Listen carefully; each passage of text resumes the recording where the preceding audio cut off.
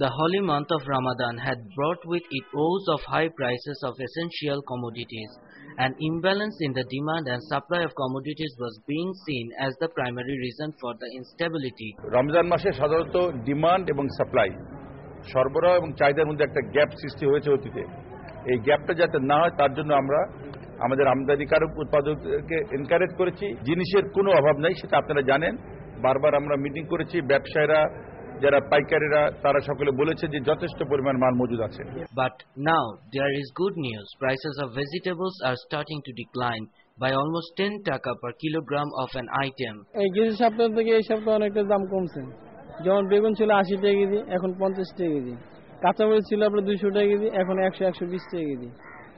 গাজর ছিল 40 টাকা কেজি, এখন গাজর 30 টাকা কেজি। লেবু ছিল 20 টাকা হলে এখন 12-14 টাকা হলে।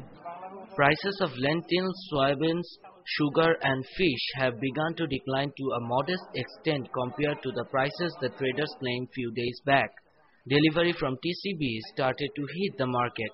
ডাল আমরা এখন 115 টাকা বিক্রি করতেছি ভালোটা, আর চিনি এখন 46 টাকা বিক্রি করতেছি। আর তেল ঠিক আছে, দাম মোটামুটি। তরকারির দামটা কমছে, ঠিক আছে, কিন্তু বাগুনটা একটু দামটা চড়া। Though the sign of price declining is still insignificant, hectic media campaign and public announcement of permissible wholesale and retail prices of major commodities along with involvement of business community in the price adjustment program have started bringing a positive trend in markets.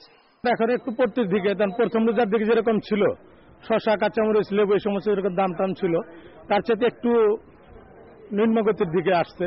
The steps taken by the government to control the price hike is finally being paying off.